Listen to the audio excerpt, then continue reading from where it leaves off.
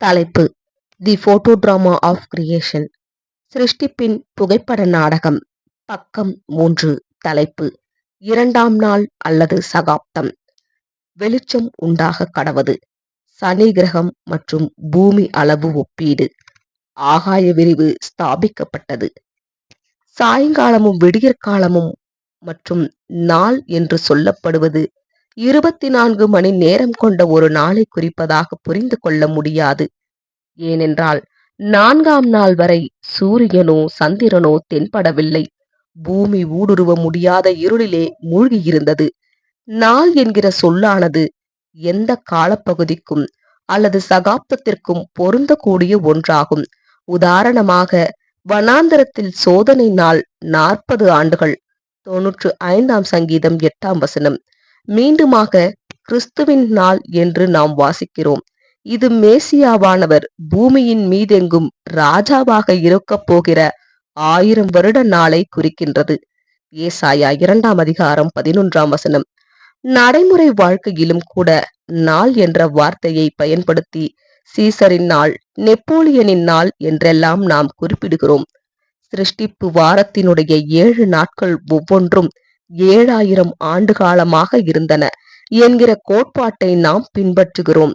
இந்த 7 மடங்கு 7000 ஆகிய 49,000 ஆண்டுகளானது ஒரு பிரம்மாண்டமான யூபிலி சகாப்தத்திற்கு வழிவகுக்கிறது. நீர் மற்றும் கனிமங்களின் வளையங்கள் ஒன்றன் பின் ஒன்றாக பூமியை நெருங்கும் போது அவை ஒரு பெரிய விதானம் கெனோப்பி போல் பரவி இருந்தது.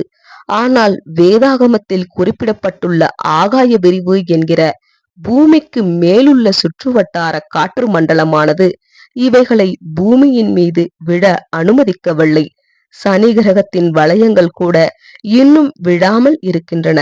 தேவன் 2ஆம் அல்லது பாலியோசிக் நாளில் ஆகாய விரிவை உருவாக்கினார். ஆகாய விரிவுக்கு கீழ் இருந்த தண்ணீரை ஆகாய விரிவுக்கு மேலே உள்ள நீரிலிருந்து பிரித்து வைத்திருந்தார். ஆதியாகமம் 1ஆம் அதிகாரம் 7ஆம் வசனம். பூமிக்கு மேலே உள்ள வலுவான கனிமமயமாக்கப்பட்ட நீரானது ஆகாய விரிவினாலும் பூமத்திய ரேகையில் வலுவாக இருக்கும் மையவிலக்கு விசையினாலும் தடுக்கப்பட்டு படிப்படியாக 2 துருவங்களிலும் குவிந்தது. பின்னர் இந்த நீர்க்குவியல் உடைந்து பூமத்திய ரேகையை நோக்கி பாய்ந்து கனிம வளம் மிகுந்த மண்ணாக பூமியின் மீது அடுக்கடுக்காய் படிந்தது. ஆதியாகமம் 7ஆம் அதிகாரம் 11-18 வசனங்கள்.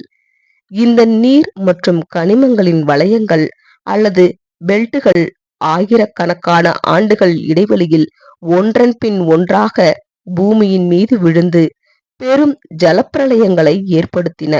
நோவாவின் நாட்களில் கடைசியாக வந்த ஜலப்பிரளயத்தின் சுத்தமான தண்ணீர் மட்டுமே இருந்தது.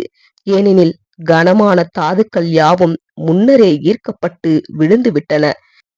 இதனால்தான் தாதுக்கள் பொதுவாகவே பாறைகள் மற்றும் மண்ணின் பல அடுக்குகளுக்கு கீழே காணப்படுகின்றன. ஆமேன்.